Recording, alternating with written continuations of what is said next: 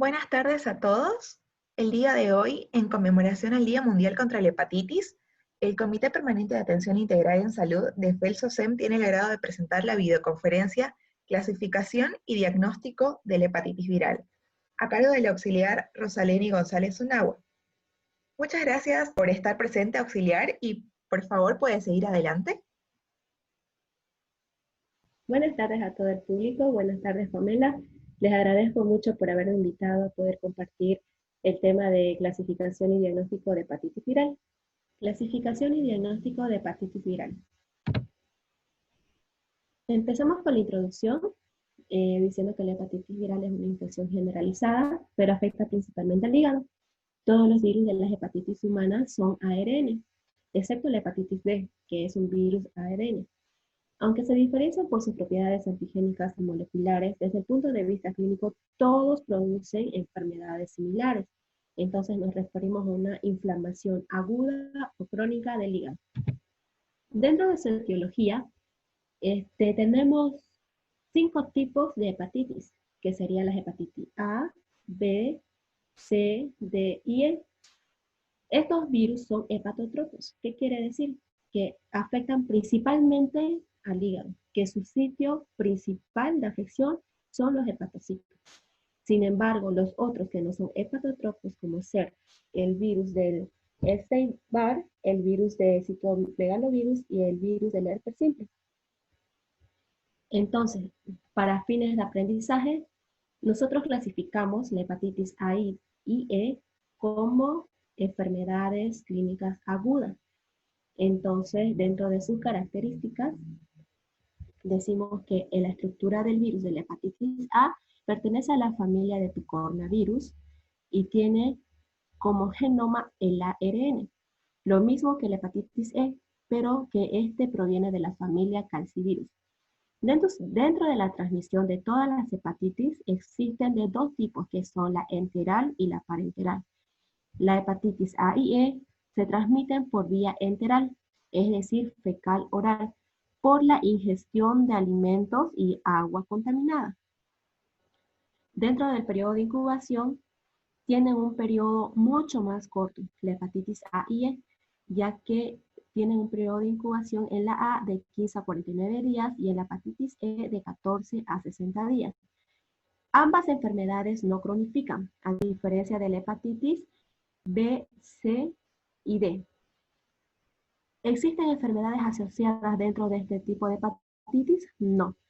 Dentro del laboratorio se diagnostica principalmente por la serología para hepatitis A, E, B, C o D, y dentro de la hepatitis A, principalmente nosotros vemos este anticuerpo, que sería la IgM, por ser una enfermedad aguda. Y lo mismo para la hepatitis E, pero buscamos el anticuerpo de la IgM para el virus de la hepatitis E.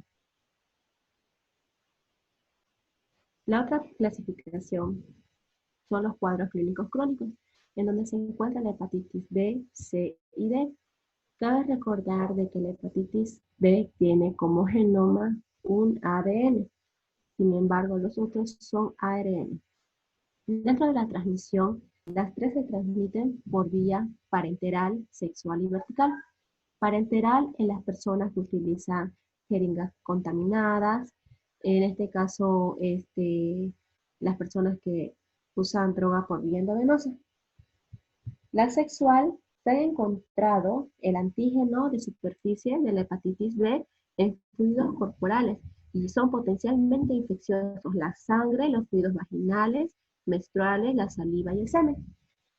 Dentro de la transmisión vertical, esta se da de madre a hijo y es potencialmente infeccioso en el tercer trimestre de embarazo. Dentro del periodo de incubación, la hepatitis B tiene un periodo de incubación de 30 a 160 días, la hepatitis C de 14 a 182 días y la hepatitis D de 21 a 49 días. La hepatitis B y C, ambas, junto con la D, cronifican. Sin embargo, la hepatitis D, para producir una infección, necesita ir acompañado de una infección por hepatitis D, porque ella sola no puede entrar a los hepatocitos. En este caso, la hepatitis B sería su ayudante. Las enfermedades asociadas en los tres tipos de hepatitis, generalmente en la B y en la C, son la cirrosis y el hepatocarcinoma. Dentro del diagnóstico de laboratorio, vamos a utilizar estos marcadores hepáticos. Dentro de la hepatitis B, tiene que dar positivo en nuestro laboratorio el antígeno de superficie de la hepatitis B y el anticuerpo IgM de la hepatitis B. Y dentro de la hepatitis C, solo buscamos el anticuerpo de la IgG para el virus de la hepatitis C. Y dentro de la hepatitis D, el anticuerpo de la IgM o IgG para el virus de la hepatitis D. Entonces, aquí tenemos un hígado sano. Para que se pueda producir una hepatitis viral, ya sea A, B, C, D o E, necesitamos lo que ocurra primero la transmisión, ya sea enteral, parenteral, sexual o vertical. Entonces, una vez que el virus llega al intestino, por vía portal pasa al hígado. En el hígado, el virus introduce su material genético al núcleo de los hepatocitos y el hepatocito, sin saberlo, sintetiza proteínas necesarias para crear más virus. Esto provoca de que el virus se reproduzca dentro del hígado y se vea dos efectos principales. El primero es de que el sistema inmunológico, al tratar de lisar estos virus, va a ocasionar un proceso inflamatorio. Este proceso inflamatorio va a provocar que el hígado crezca o se inflame. Es por eso lo que se conoce como hepatitis. El segundo efecto es que las células se llenan tanto de virus que éstas se vuelven inviables y se destruyen. Y también entonces vemos el otro efecto que sería la lesión celular. ¿Cómo se logra evidenciar esto? Dentro de los laboratorios, nosotros podemos ver la elevación de la TGO y TGP, la elevación de la bilirrubina y la elevación de la protrombina. ¿Cómo se manifiesta esto en el paciente? Se manifiesta como ictericia. ¿Por qué razón? Porque la inflamación hace que se entorpezca el flujo biliar, entonces va a haber un síndrome colestásico y en el paciente esto se va a manifestar como ictericia. Entonces, para poder identificar al virus exacto que está provocando la hepatitis, nosotros podemos estudiar el ARN del virus o el ADN, en este caso sería para la hepatitis B. Luego también podemos pedir los marcadores hepáticos por serología y de acuerdo a qué tipo de virus esté afectando el hígado, vamos a poder saber con exactitud nuestra patología. Dentro de los aspectos clínicos, la hepatitis viral se clasifica en un cuadro típico, que son 4 fases, que es la fase prodrómica, la fase de estado, la fase de recuperación y la fase fulminante. Dentro de la fase prodrómica, esto se refiere a desde el periodo de incubación hasta el desarrollo de síntomas generales. Sabemos que el periodo de incubación es desde el primer contacto con el virus hasta el desarrollo de los primeros síntomas. Entonces, estamos hablando de una fase asintomática hasta el desarrollo de síntomas generales, como ser artritis, artralgia, vómitos, náuseas, dolor abdominal, malestar general, astenia, puede haber fiebre o febrícula. Una vez que la fase prodrómica cede, iniciamos lo que es a la fase de estado, que se caracteriza principalmente por la ictericia y la hepatomegalia. En esta fase también podemos hablar sobre la triada de la hepatitis que mencionan algunas bibliografías, que son la ictericia, la colia y la coluria. Y la fase de recuperación, en esta fase entran los pacientes que no pasan a una fase o a una etapa crónica de la enfermedad. Entonces, la etapa más letal es la hepatitis fulminante, donde el paciente desarrolla una encefalopatía con una disminución del tiempo de protrombina. Empezamos a explicar de manera separada lo que es la hepatitis A y B, que son las patologías principales que se dan en nuestro medio. Dentro de la hepatitis, podemos decir que es de mayor impacto epidemiológico sobre las áreas de pobreza.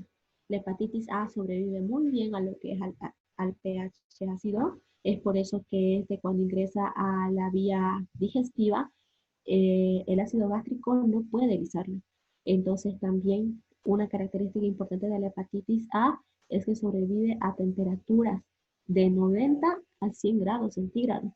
Pero hay algo interesante, de que al hipoclorito de sodio o a la lavandina, con tan solo 2 gotas de hipoclorito de sodio en 1 litro de agua, se puede desinfectar las superficies contaminadas de hepatitis A. El reservorio principal es el ser humano y el periodo de infectividad es de 2 semanas previos a la ictericia y 8 días después de su inicio.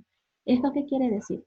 Que el paciente infectado por hepatitis A puede infectar, es potencialmente infeccioso 2 semanas antes de presentar la ictericia y 8 días después de haber iniciado la ictericia. Como anteriormente dijimos, es muy frecuente en niños y su infección da protección de por vida.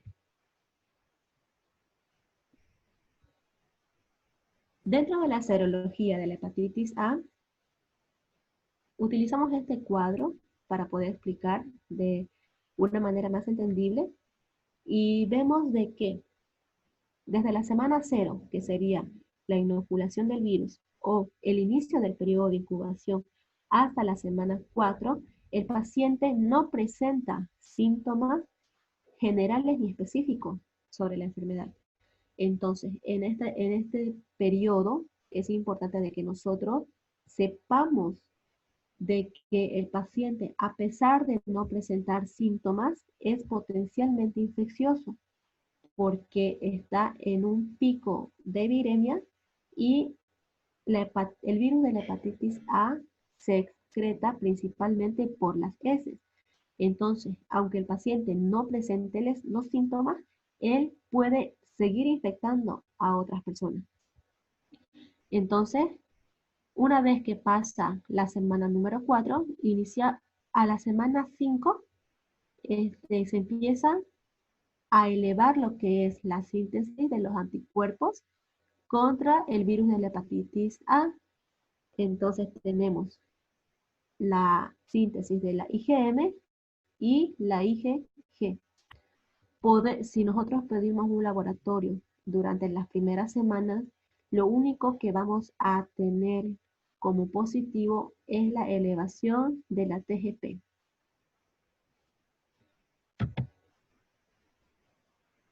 Para diagnosticar la hepatitis A, nosotros utilizamos estos marcadores serológicos, que son el anticuerpo del virus de la hepatitis A. Cuando da IgM, nos indica que está en una enfermedad aguda, y cuando tiene el anticuerpo del virus de la hepatitis A de la IgG, nos indica una enfermedad pasada. Y el tratamiento es sintomático, es decir, que si el paciente presenta fiebre, se le da antitérmicos, si presenta vómitos, antieméticos, y así sucesivamente. En este caso, se puede ocupar el glucosamino destructón para una desintoxicación del hígado. Se le indica al paciente que tenga una dieta hipograsa y que guarde reposo. Dentro de la profilaxis existe la vacuna, y una sola dosis genera respuesta inmune protectiva entre los 14 y 30 días. Esta vacuna se aplica al personal de salud de acuerdo al riesgo ocupacional, a los hepatópatas crónicos y a las personas que van a realizar viajes a zonas endémicas. Iniciamos con la hepatitis B. La complicación más frecuente de esta infección está asociada al desarrollo de enfermedad crónica, y sus consecuencias son una cirrosis, una enfermedad hepática terminal y un hepatocarcinoma. La aportación crónica de este virus se define por la persistencia del antígeno de superficie de la hepatitis B, durante más de 6 meses. Entonces, dentro de los marcadores serológicos de la hepatitis B, tenemos al antígeno de superficie de la hepatitis B, al anticuerpo de superficie de la hepatitis B. El antígeno de superficie nos indica la presencia del virus. Es el primer marcador serológico en aparecer y como mencionamos anteriormente, se considera una infección crónica cuando ésta persiste por más de 6 meses. Y el anticuerpo, cuando aparece el anticuerpo de superficie de la hepatitis B, nos indica una infección curada. O también aparece cuando la persona ha sido vacunada contra la hepatitis E. El antígeno del EDEL para la hepatitis B indica la replicación del virus. Esta algunas veces se encuentra ausente en algunas mutaciones. El anticuerpo de la hepatitis B en el EDEL, generalmente esto nos indica que el virus se replica poco o se relaciona con un grado bajo de infectividad o también una recuperación completa del paciente. Luego también podemos nosotros identificar el ADN del virus de la hepatitis B. Dentro de este cuadro, como les mencioné anteriormente y para simplificar lo que habíamos explicado, tenemos estos tres tipos de antígenos. El antígeno de superficie, el antígeno del EDEL, que nos indica la replicación del virus, y el antígeno del core, que nos indica el contacto con el virus. El antígeno de superficie, como les indiqué, este se encuentra en la superficie del virus. Se encuentra alrededor en su superficie. Entonces, la aparición de este marcador serológico en sangre nos va a indicar la presencia del virus en el paciente. Y el antígeno del EDEL, que nos indica la replicación, este nos indica que el paciente está en una fase replicativa y el antígeno de core se encuentra en el núcleo. Este es importante recordar que no puede medirse, sino que solamente podemos medir su anticuerpo, que sería el IgM y la IgG. Como bien sabemos, el anticuerpo de la hepatitis B, IgM, nos indica una infección aguda y la IgG una infección crónica. Entonces podemos nosotros ver dentro de los laboratorios 7 parámetros que nos pueden indicar en qué etapa de infección se encuentra una hepatitis viral por el virus de la hepatitis B. Para diagnosticar una hepatitis B aguda, vamos a utilizar este cuadro para que podamos comprender con mayor facilidad. Y como habíamos mencionado anteriormente, el primer marcador serológico en aparecer es el antígeno de superficie de la hepatitis B. Como habíamos indicado que esto significa la presencia del virus, entonces este virus lo que va a hacer al inicio va a ser replicarse. Entonces también nosotros vamos a ver de qué se encuentra el antígeno del EDEL, de la hepatitis B, que nos indica la replicación del virus. Entonces hablamos de una presencia y replicación del virus para poder desarrollar los síntomas que el paciente va a llegar a presentar. Entonces, en una hepatitis B aguda, ambos antígenos descienden antes de que aparezca el anticuerpo del EDEL para la hepatitis B, entra en un periodo de cero conversión. Esta transformación del antígeno a anticuerpo es denominado cero conversión.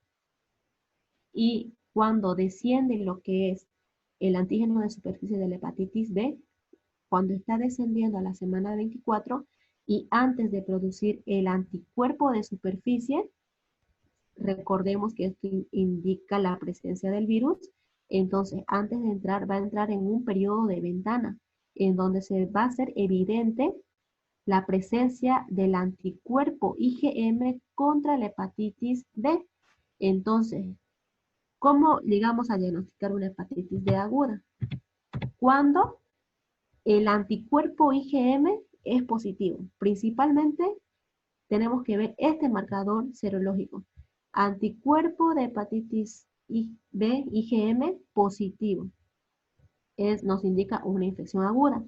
Entonces, si razonamos un poco, también nos puede llegar a dar positivo lo que es el anticuerpo de superficie de la hepatitis B. ¿Por qué? Porque ya no hay la presencia del virus. Se han creado anticuerpos contra la presencia del virus en el cuerpo. Y asimismo tenemos como positivo el anticuerpo del EDEL de la hepatitis B. ¿Por qué? Porque el virus ya no se está reproduciendo. Entonces tenemos un anti a la replicación viral. Entonces, el ADN viral sería negativo, A positivo, pero más predominantemente negativo. ¿Por qué? Porque no existe la presencia del virus. Esto nos indicaría entonces un diagnóstico de hepatitis B aguda. No olvidemos, anticuerpo de IgM para la hepatitis B. Entonces, dentro de una hepatitis B crónica, es lo mismo, solo que aquí cambiaría los marcadores serológicos que nos van a indicar una hepatitis B crónica. Dentro del contacto con el virus, si se dan cuenta, acá tenemos la semana 4 de exposición. ¿Cuál va a ser el primer marcador serológico que va a aparecer? El antígeno de superficie de la hepatitis B. ¿Por qué? Porque nos indica la presencia del virus. Para que este sea crónico, el antígeno de superficie tiene que permanecer por más de 6 meses. Si se dan cuenta, en la aguda el antígeno de superficie aparece en la semana 4 y desciende en la semana 24. A diferencia de la crónica, este permanece por más de 6 meses. Entonces, así como su presencia, su replicación, que sería el antígeno del E de la hepatitis B, la replicación del virus, también va a ser elevada. También va a permanecer por más de 6 meses. Ambos marcadores serológicos nos van a indicar cronicidad de la enfermedad. También recordemos que el anticuerpo de la IgG nos indica cronicidad de la enfermedad. Entonces, el IgG también va a permanecer positivo y elevado durante esta etapa, a diferencia de la IgM que desciende. Entonces, no estamos hablando de una enfermedad aguda, sino de una enfermedad crónica. Entonces, utilizamos los marcadores serológicos de el antígeno de superficie positivo, que se los puse de más oscuro para que no se pierdan. Tenemos que indica presencia del virus. Tenemos el antígeno del ERE, de la hepatitis B, que indica la replicación del virus. Todo esto positivo. ADN viral presente. ¿Por qué? Porque el virus se encuentra en sangre. Y también lo principal, que es el anticuerpo de la IgG para el virus de la hepatitis B. Tenemos este marcador serológico, se los voy a explicar en este cuadro. Y volviendo a repasar, para una hepatitis aguda, ¿qué vamos a tener? El anticuerpo, primero, como principal, el anticuerpo de la IgM positivo. También va a haber el marcador serológico positivo, el antígeno de superficie, y también el antígeno del EDEL, presencia del virus, replicación del virus y enfermedad en una etapa aguda, ¿no es cierto? Y también ADN positivo. ¿Por qué? Porque se encuentra el virus en sangre.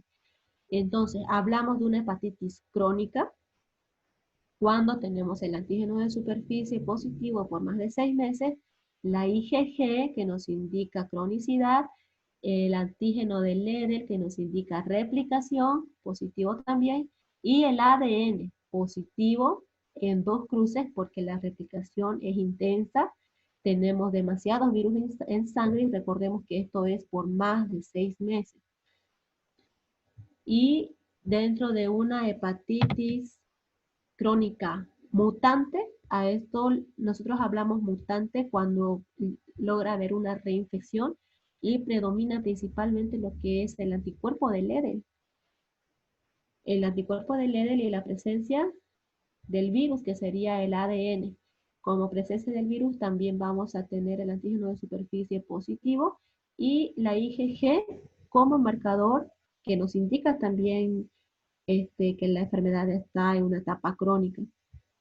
Un portador inactivo es cuando presenta el antígeno de superficie positivo, el IgG positivo, el anticuerpo del EDER positivo y el ADN del virus positivo o negativo. Hablamos de contacto pasado cuando aparece el anticuerpo de superficie. ¿Por qué contacto pasado? Acá el paciente ya se curó. Entonces, cuando hablamos de un paciente curado, tenemos el anticuerpo el anticuerpo de superficie de la hepatitis B positivo y también tenemos positivo el anticuerpo del core de la hepatitis B. En este caso, esto da positivo para la IgM. Cuando ambos son positivos, hablamos de un paciente curado, un paciente que ya enfermó. En cambio, si hablamos de un paciente que ha sido inmunizado, lo único que nos da positivo es el anticuerpo de superficie. Entonces, para no llegar a memorizar mucho esta tabla, solo recuerden lo siguiente, que sería antígeno de superficie, que nos indicaría la presencia del virus en sangre.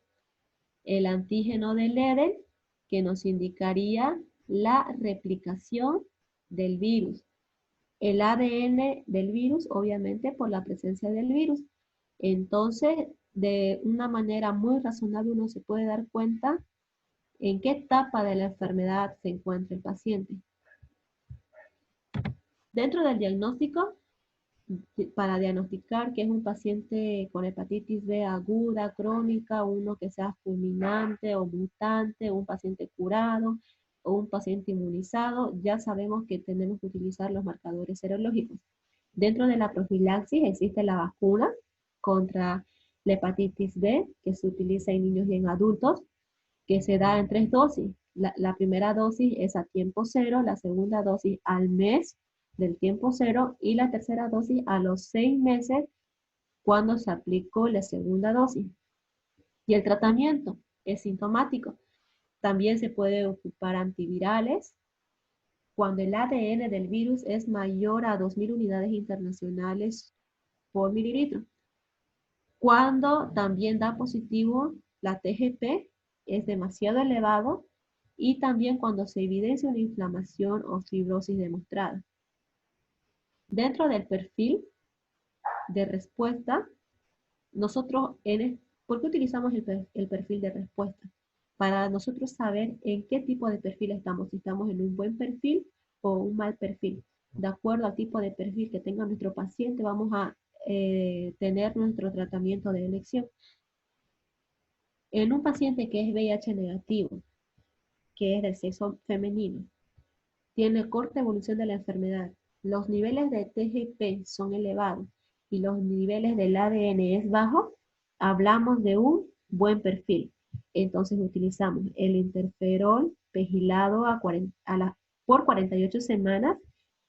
Lo contrario a esto, hablamos de un mal perfil, entonces utilizamos antivirales como el tenofovir o el entecavir hasta producir la seroconversión, que estamos hablando en este caso del antígeno del EDEN de la hepatitis B a anticuerpos, y esto se puede utilizar de acuerdo a la evolución del cuadro clínico por 1 año o tal vez más.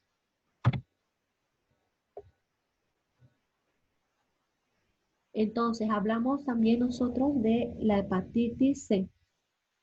Así como se identifica este tipo de virus, C nos va a indicar que esta enfermedad generalmente cronifica. ¿Por qué cronifica? Nosotros generalmente llamamos a esta enfermedad como un asesino silencioso, porque la enfermedad pasa desapercibida para el paciente. El paciente no desarrolla síntomas a comparación de la hepatitis B. El cuadro clínico es mucho más leve y la mayoría de los pacientes, en el 80%, cronifican. Es por eso que la hepatitis C es la que más cronifica. Acuérdense, C cronifica. Cronifica en un 80%. Su diagnóstico es demasiado tardío. Y para el diagnóstico de la hepatitis C, nosotros solo utilizamos el ARN del virus y el anticuerpo del virus de la hepatitis C. Hablamos de una hepatitis C aguda o crónica cuando el ARN es positivo, porque nos indica la presencia del virus, y el anticuerpo, ya sea IgM, principalmente la IgG. En una hepatitis curada, tenemos el anticuerpo contra el virus de la hepatitis C positivo. Cuando antes de decir que el paciente ha sido curado, el ARN debe ser medido 2 veces con un intervalo de 6 meses en donde tiene que dar negativo. En una infección aguda precoz tenemos solamente el ARN del virus positivo y en ausencia de infección ninguno de los dos nos llega a dar el laboratorio. Para el diagnóstico en general de todas las hepatitis, tomamos en cuenta el primer punto, que sería un estudio bioquímico, donde se debe solicitar un hemograma completo con recuento de plaquetas. ¿Qué resultado vamos a tener en este punto? Generalmente, el resultado es normal del hemograma, pero se observa ocasionalmente una linfomonocitosis. Y en la eritrosedimentación, la aceleración es la misma, y dentro de las bilirrubinas totales, estas se encuentran elevadas. Las transaminasas están 10 veces a su valor normal. Y también pedimos lo que es la fosfatasa alcalina, que su aumento puede ser registrado en los cuadros de colestasis. Y lo que es el tiempo de trombina, que es fundamental para evaluar la síntesis hepática. Y esto también se va a encontrar elevado. Dentro de un estudio o diagnóstico ecográfico, vamos a identificar estos parámetros, 6 parámetros en donde se va a evidenciar una hepatomegalia, una esplenomegalia y en el 5 a 10% de los casos ascitis. En esta ecografía podemos ver una vesícula normal, de tamaño normal, sin engrosamiento de la pared. Sin embargo, en una hepatitis vamos a ver el engrosamiento de la pared de la vesícula, que va a ser mayor a 4 a 5 milímetros. Este engrosamiento provoca lo que es el dolor en el cuadrante superior derecho. Gracias a esto es lo que se debe el dolor en el mitocondrio derecho. También dentro de la ecografía vamos a poder evidenciar lo que son las adenopatías en el hilio hepático. Para saber cuándo nuestra hepatitis evoluciona a una hepatitis fulminante, nosotros evaluamos los siguientes datos. En personas mayores de 40 años, los portadores que tienen daño hepático crónico previo, la alteración de la conciencia del paciente, aquí hay una alteración del sueño, cuando el paciente vomita o tiene anorexia por más de una semana, cuando el paciente presenta fenómenos hemorrágicos o cuando en el laboratorio, como en el anterior caso les mencioné, las bilirrubinas y la protrombina no bajan a pesar de administrar tratamientos farmacológicos. Y dentro del diagnóstico diferencial se encuentra lo que es la fiebre tifoidea, la sífilis en su etapa secundaria, una sepsis provocada por gram negativos, la leptospirosis, una hepatitis autoinmune, una hepatitis por droga, ya sea fármacos o hierbas, una hepatitis por citomegalovirus, por Epstein-Barr y por herpes simple. Estos 3 últimos son virus no hepatotrópicos. Y bien, aquí les dejo la bibliografía, de donde he sacado todos los datos, toda la información sobre las hepatitis virales. Muchas gracias. Muchas gracias, auxiliar, por compartir la videoconferencia con nosotros y espero que pueda ser de provecho para todos los estudiantes. Muchas gracias a todos por estar presentes.